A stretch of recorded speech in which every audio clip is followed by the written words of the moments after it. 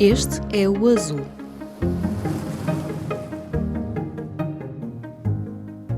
Viva! O podcast do Azul está de volta com conversas sobre ambiente, crise climática e sustentabilidade. Eu sou a Aline Flor e regresso das férias com um assunto muito atual: energia eólica offshore. Até 2030, Portugal quer atingir 10 gigawatts de potência instalada, isto é o equivalente a espalhar mais de 600 torres eólicas no mar.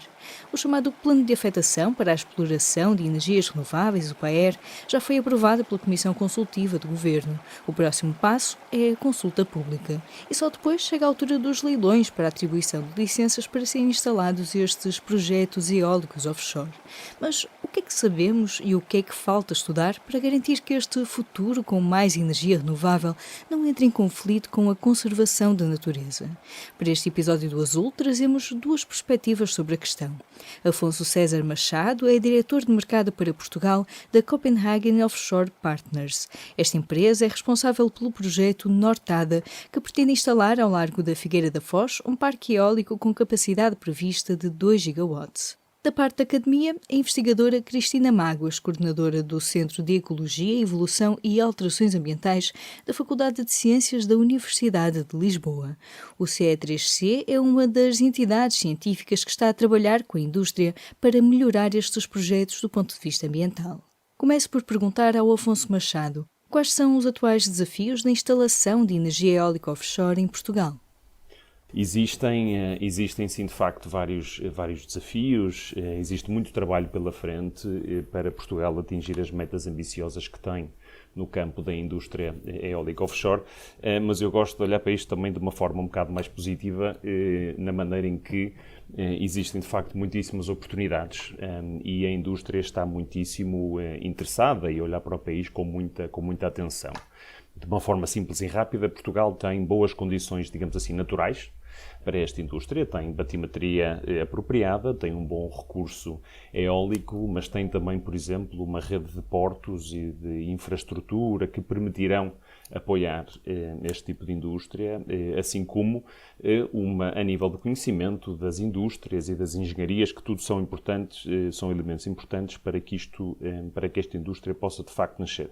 Tem também uma coisa importante que é vontade política por parte do Governo e uma ambiciosa política de descarbonização, que tem sido já marco nos últimos anos, que é de facto de uma posição de liderança, diria eu mesmo a nível mundial, e que traz, claro, muito interesse para a indústria e traz de facto um certo interesse e que permite este tipo de investimentos. Os desafios ou o trabalho que há pela frente, há neste momento, a parte principal, diria eu, é haver um esclarecimento sobre o marco legal, que sabemos muito bem que tanto o Governo, as direções-gerais, entidades públicas estão a colocar muitíssimo trabalho e muita dedicação neste aspecto, e esperamos que nas próximas semanas, meses, tudo isto seja esclarecido para estes projetos poderem andar para a frente. Professora Cristina Mágoas, para que estes projetos possam andar e que estas questões sejam todas resolvidas, quais são as questões que também é preciso esclarecer e resolver para garantir que este desenvolvimento é feito de forma equilibrada e, de facto, conseguindo, por um lado, responder a estas necessidades, esta ambição, mas tendo todas as considerações que é preciso ter depois do ponto de vista, por exemplo, ambiental? Pode-nos falar também um pouco sobre isso? Antes de começar, devo dizer que o CE3C, o Centro de Ecologia, Evolução e Alterações Ambientais, é um centro que é um grande centro, um centro de excelência que tem-se focado em 3 pilares: na parte da ecologia e biodiversidade, na evolução e exatamente nas alterações ambientais. E com certeza, neste sentido, tudo o que tem a ver com a sustentabilidade e com a conservação tem sido, digamos, das nossas diretrizes.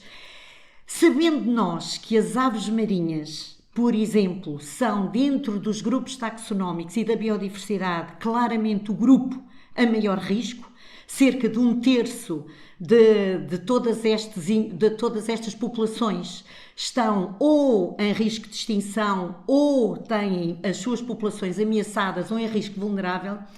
cabe-nos com certeza ter aqui, e o grande desafio é entre saber não só onde será melhor ter estas atividades de exploração das energias renováveis, que nós sabemos que é incontornável e que só assim nós vamos conseguir encontrar não só os desafios da União Europeia, mas globais, para a tal descarbonização, mas temos que saber onde colocar, temos que saber onde mitigar todas as ações que obviamente estas explorações têm, no sentido de a questão da mortalidade das aves em particular. Eu estou-me a dedicar às aves porque é talvez dos grupos taxonómicos e da área onde nós vamos trabalhar e que estamos mais focados.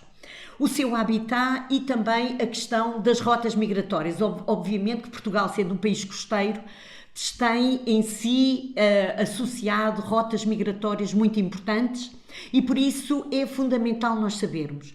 E nesse sentido os nossos investigadores, e é com muito orgulho sendo coordenadora deste centro de investigação, que os nossos investigadores têm estado dedicados, fizeram parte, por exemplo, de um estudo, de um parecer, já no sentido de avaliar quais seriam as zonas, por exemplo, zonas de proteção das aves, onde não devem acontecer estas explorações. Eles fizeram parte desse parecer como técnicos e como especialistas, e é isto que nós devemos fazer.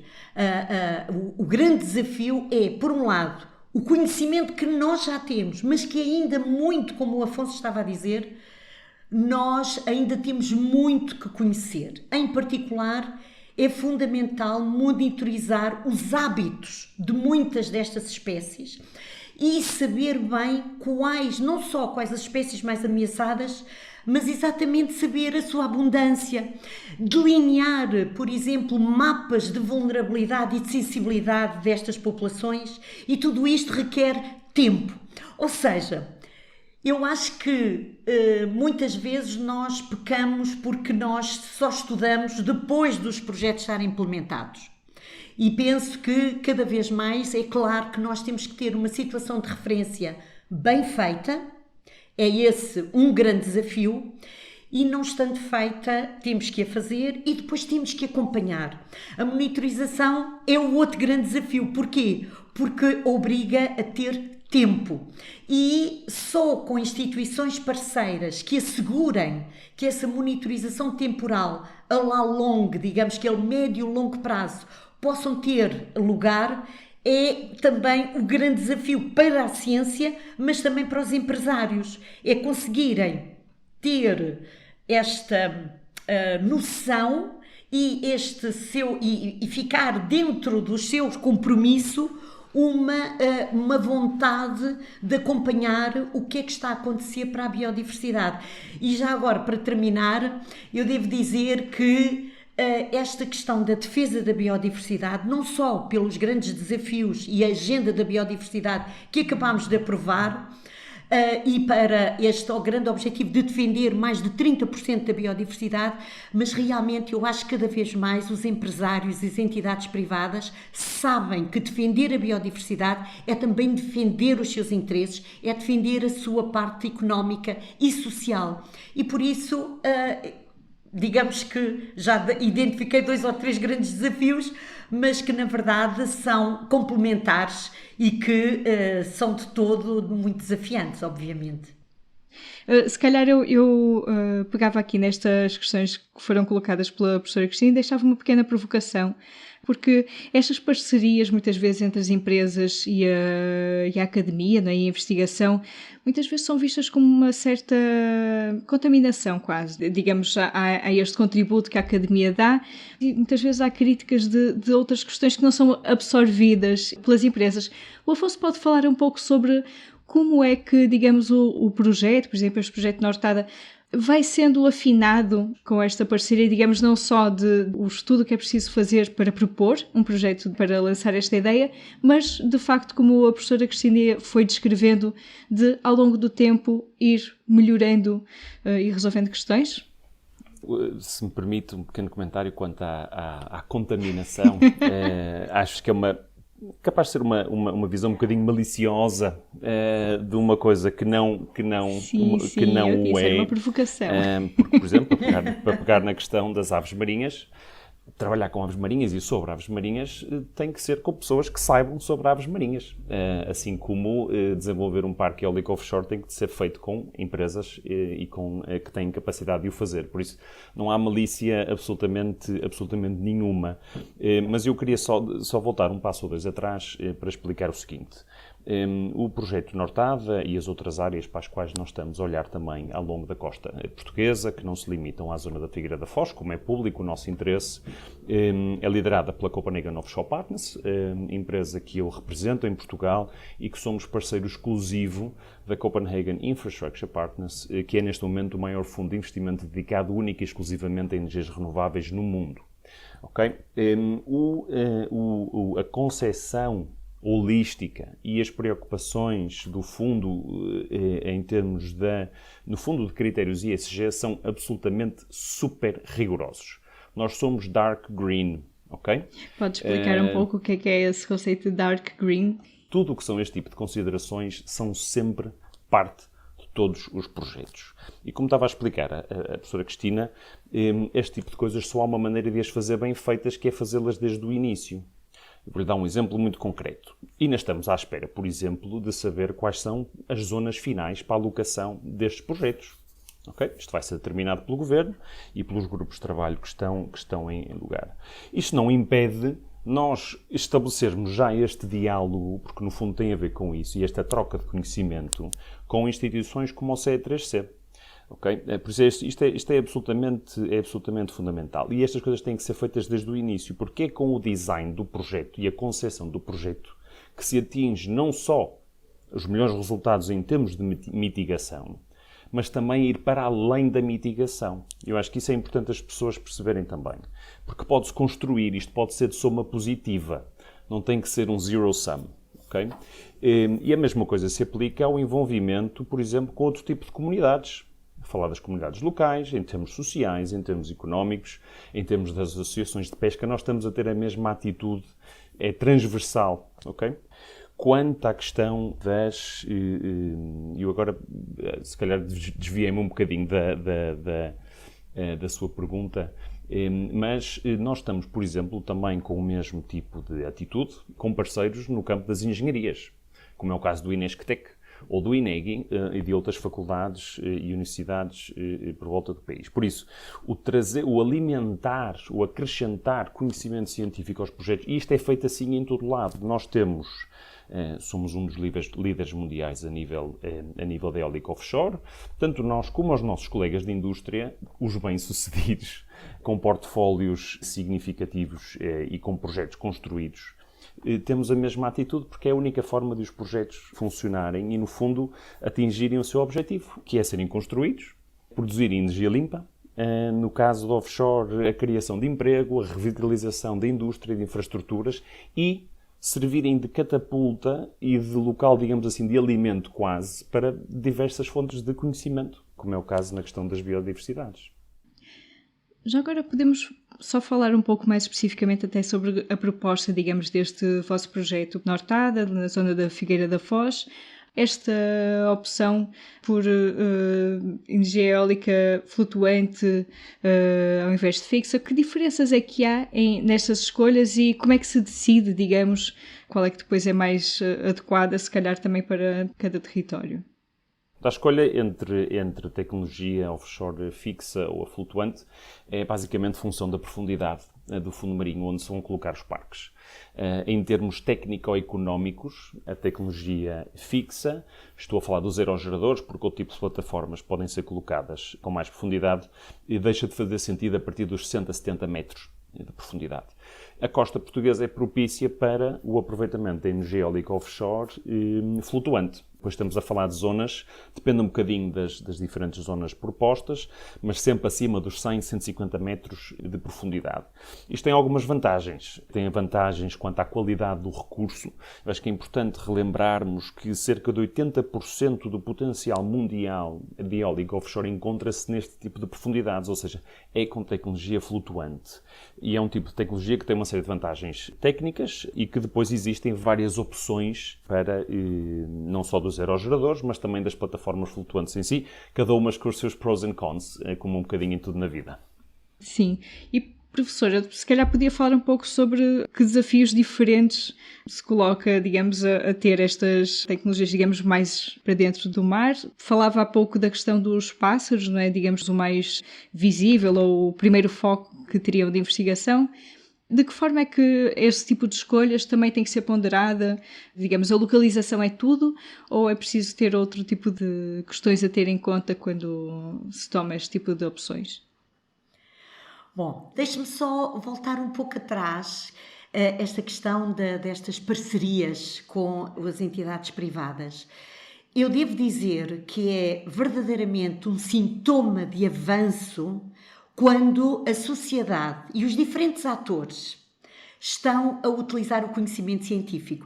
E então, em particular, as renováveis, estamos aqui a falar do offshore, mas também temos a questão solar, que vai ter um impacto enorme, já está a ter, e temos que ter os cientistas, temos que ter o conhecimento científico, não só por trás, mas a par e passo. Não devemos ter medo das parcerias. As parcerias devem ser fomentadas e a inovação tem como base o conhecimento científico. Mas voltando agora então à sua pergunta, há duas coisas importantes, que é, há toda uma parte tecnológica, por exemplo, a nível de sensores. Nós estávamos a ver, há investigadores que fazem parte da maior entidade de conservação, que é o BirdLife International, que tem feito um trabalho excepcional em termos não só de relatórios, de produção, o gap analysis, não é? Portanto, identificar qual as áreas do conhecimento que é preciso colmatar para fazer face a esta indústria que vai ser a indústria do offshore. E, por exemplo, todo nesse aspecto há toda uma área, por exemplo, a questão da monitorização e a questão in real life, de encontrar os tais mapas espaciais de sensibilidade e de vulnerabilidade. Este conhecimento, não só em termos sensoriais, que tem a ver, por exemplo, tudo o que tem a ver com o sensoriamento das condições ambientais, desde a salinização, o salt spray, por exemplo, os microplásticos. Tudo estes aspectos estão no ecossistema, fazem parte do habitat dos indivíduos e dos organismos e por isso eles têm que ser analisados.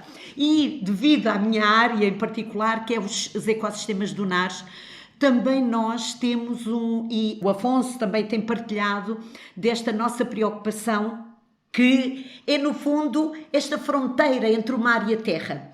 Nós estamos na década do restauro ecológico e é com muito orgulho que os nossos investigadores fazem não só parte, fizeram uma iniciativa que é a Rede Restauro Nacional, mas fazem parte da rede internacional, a rede europeia de restauro, e é com muito bons olhos e com muito, digamos que eu penso que todos sabemos que é fundamental ter uma costa bem conservada, uma costa restaurada, de modo a que seja resiliente a todas as condições climáticas que nós cada vez temos mais. E por isso o nosso grande desafio então realmente é o offshore, particularmente então na questão das aves e nestas três pilares, que é a questão da abundância, da sua distribuição, do seu habitat e dos mapas de vulnerabilidade e de sensibilidade, mas também a questão da parte dunar.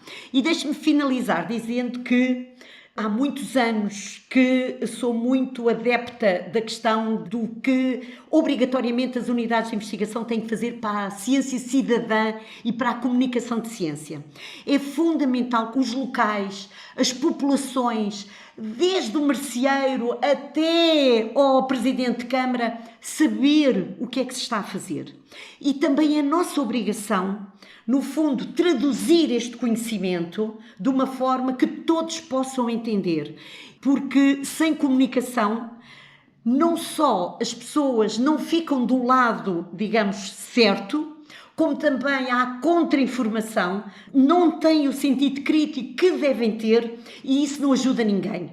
não ajuda nem uns nem outros. E por isso eu estou tão focada, e o nosso centro também está tão focado nesta área, que é a ciência cidadã e a comunicação de ciência. O Afonso há pouco falava sobre o contacto que estão a ter com os atores locais, não é? Com pescadores, e isto também é uma questão que tem sido colocada pelos municípios da costa, não é? Que correspondente à extensão marítima que este projeto poderá ocupar.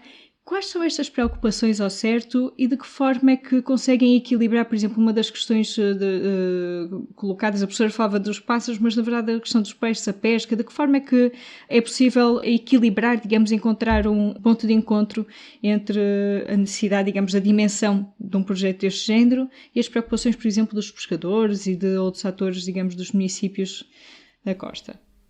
Nós temos, ou neste caso, eu tenho a sorte de trabalhar para uma empresa que tem muitíssima experiência e já passamos por muitos processos em muitas geografias, com muito tipo de atores. Por isso nós podemos trazer também uma riqueza de como fazer as coisas bem. E eu gostava de insistir um bocadinho mais nisto antes de ir à sua pergunta. Nós não construímos o conceito do projeto e o portfólio de parcerias, digamos assim, só para que o projeto passe da ideia à realidade, ok? Obviamente isso é importante porque nós queremos, de facto, construí-lo, mas para que ele seja um bom projeto e que seja um bom projeto para todos, ok? Nós temos, de facto, trabalhado muito proximamente, posso dar 2 exemplos concretos, com a Câmara Municipal da Figueira da Foz, e uma vez mais estou-me a referir, neste caso, ao projeto Nortada. Desde o início estabelecemos já um protocolo também, quando fizemos o lançamento, digamos assim, do projeto em fevereiro deste ano. Admito também, como posso imaginar, nós andamos a trabalhar neste projeto já há algum tempo, não é? Isto não é uma coisa que saiu de repente há 6 meses atrás e de facto este diálogo tem sido muitíssimo importante. Já agora, quanto tempo é que demora a preparar um projeto deste género? Demora muito tempo, porque são projetos de infraestrutura muito grandes, são muitíssimo complexos, são níveis de investimento muito altos, tecnicamente são complexos, e esta parte inicial, da parte da promoção do projeto inicial é absolutamente fundamental. E lá está, e daí termos iniciado logo com o diálogo que é necessário. No caso da Câmara Municipal da Figueira da Foz, com um diálogo muitíssimo corrente, onde trabalhamos em temas como o envolvimento de diferentes comunidades, a questão da criação de postos de trabalho, a revitalização de infraestruturas locais, como é que se diz, o upskilling de algumas das comunidades, a envolver instituições de conhecimento, não só escolas, mas também a nível de formação técnica, e isso é de facto importante, porque tem que ser um projeto para todos. Okay? Por isso isto é importante. Na questão da pesca, que é sim de facto uma questão que levanta, um elemento que levanta muitas questões, muitas dúvidas, é normal, sabe, que estarmos a fazer uma coisa nova tem sempre isto como consequência, que obviamente existem muitas dúvidas e por vezes as dúvidas são... agora faz parte do nosso trabalho esclarecer estas dúvidas e garantir que, de facto, toda a gente faz parte da solução.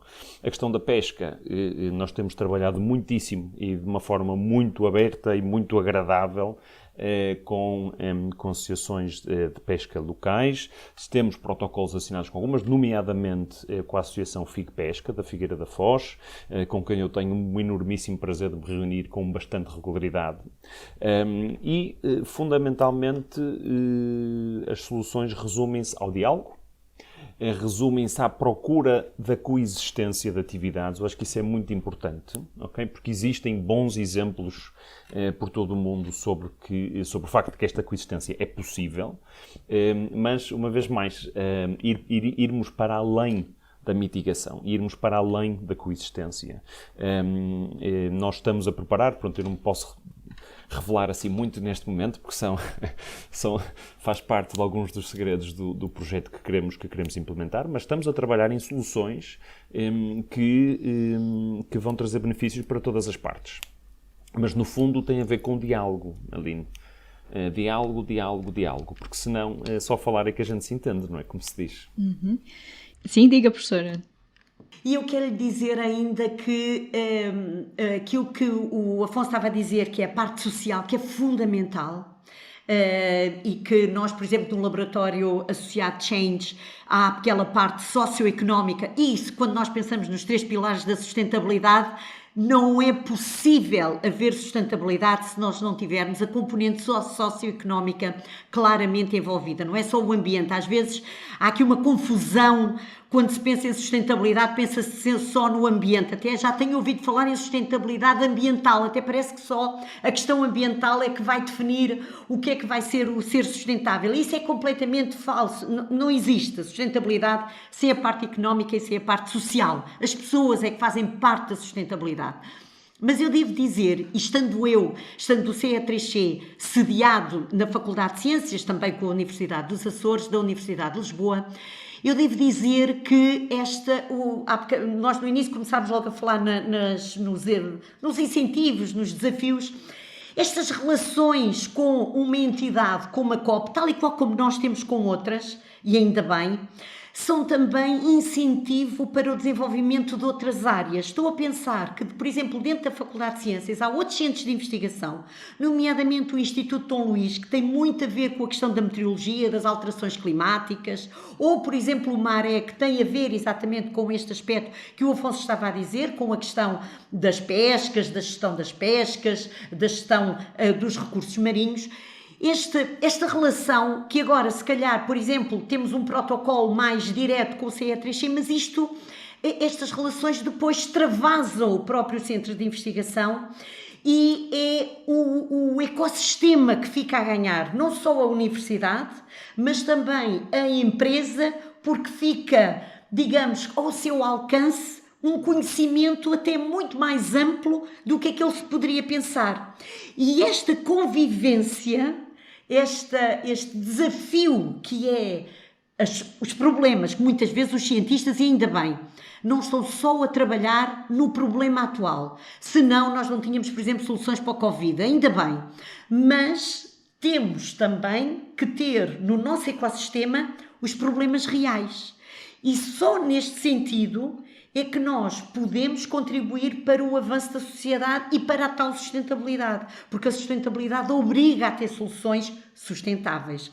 E eu não queria deixar de acabar esta entrevista sem realmente dizer que temos que ser independentes, e somos independentes porque os cientistas só fazem o que gostam e o que querem. Isso nem vale a pena.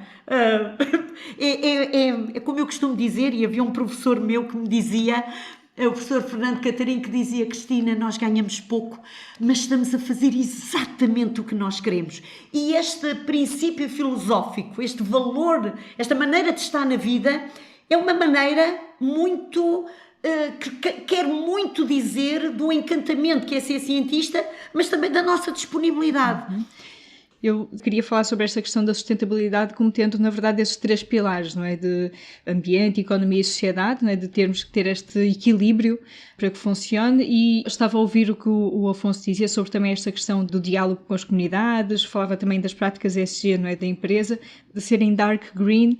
Nós falamos muito hoje em dia desta questão de práticas de sustentabilidade, mas a verdade é que a rentabilidade é que ainda é muito a caixa de toque, não é? Que vai marcando o ritmo e a direção das nossas opções.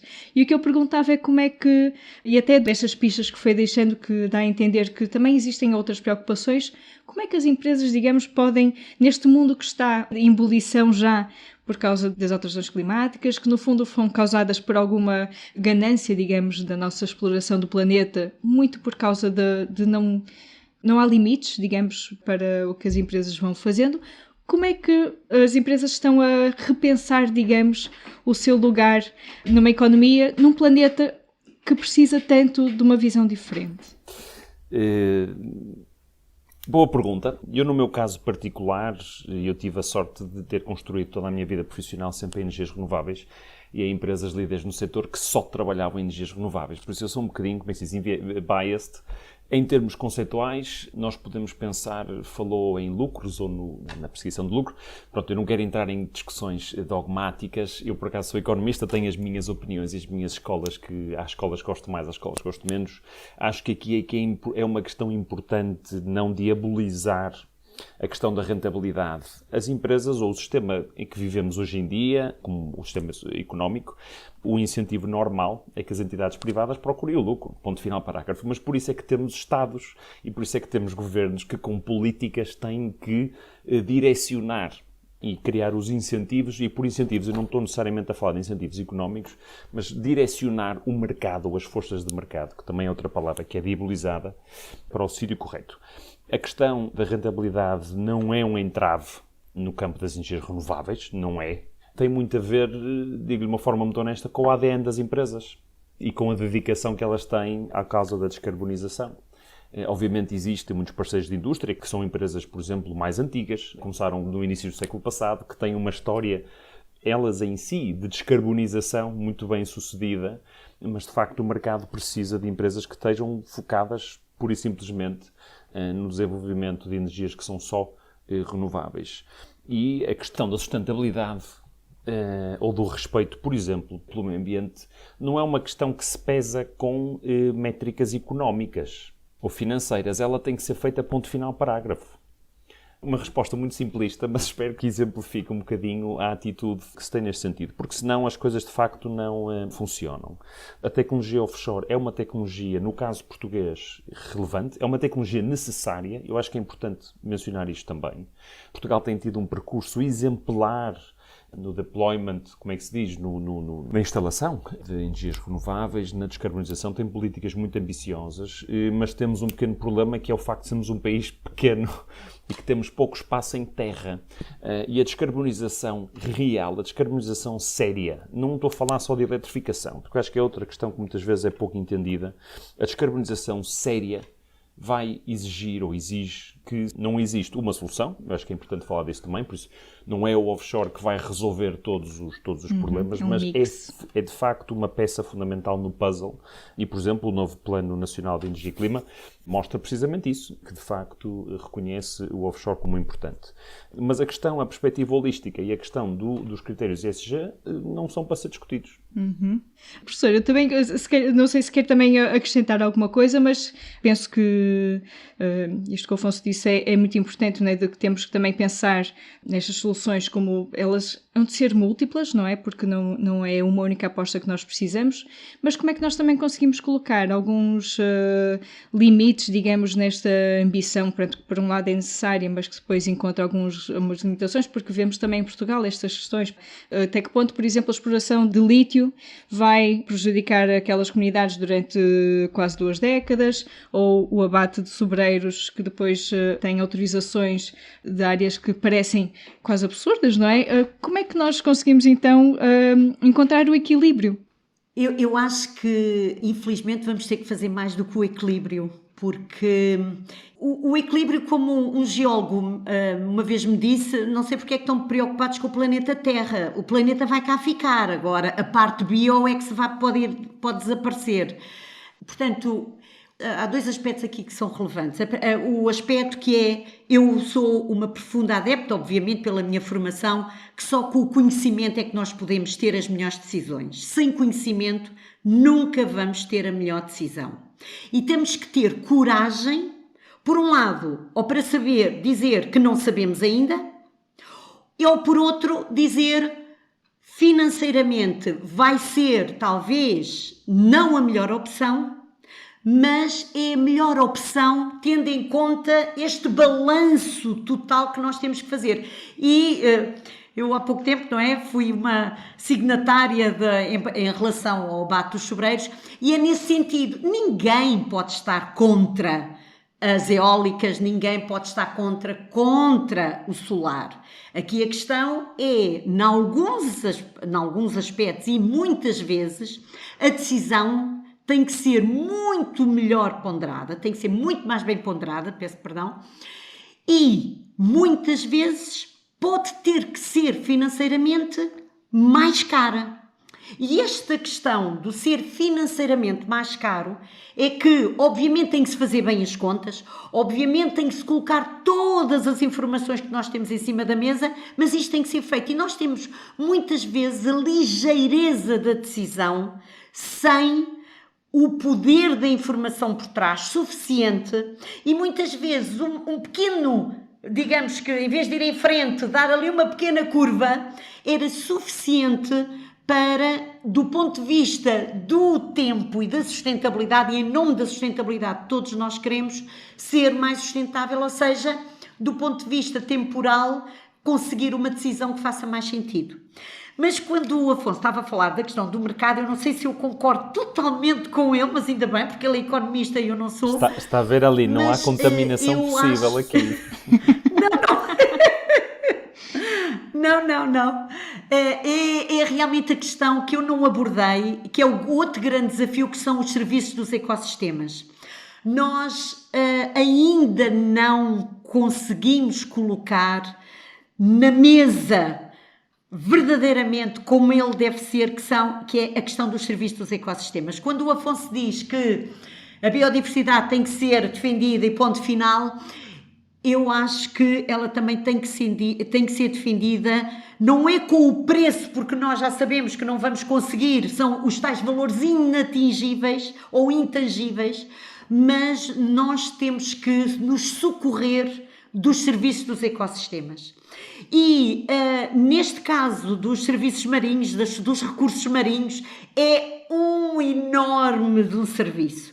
As dunas, quando nós estávamos aqui a falar da conservação dos sistemas dunares, é preciso fazer um investimento, mas se nós pensarmos no que é ter talvez uma duna bem conservada e pronta a ser mais resistente, resiliente para as intempéries, no fim de contas, esse serviço desse ecossistema possivelmente irá pagar o investimento que se está aqui a fazer.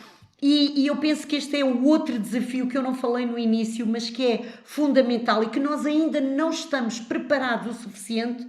E muitas vezes é porque estas áreas da economia, da ecologia, da biologia ainda não estão completamente alinhadas. Ainda nos falta, temos ainda muito caminho para andar para conseguir ter um plano em cima da mesa em que eu também consiga colocar preto no branco os serviços daqueles ecossistemas. O quanto eles estão a ser, o quanto é que eles têm que ser pagos, por um lado, e por outro lado, como é que eu posso defendê-los, porque corro o risco de ter consequências muito difíceis de conseguir mitigar ou até de, na sua totalidade, deixar de os ter.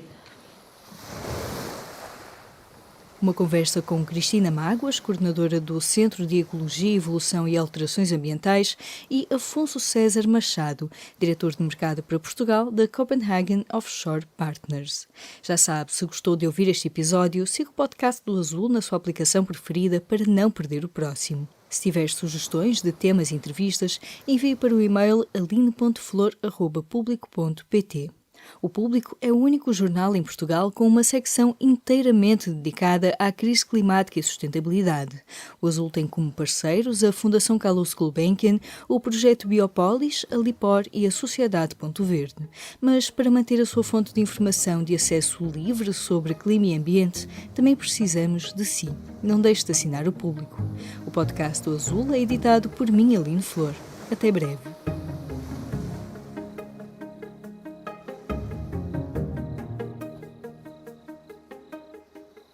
O Público fica no ouvido.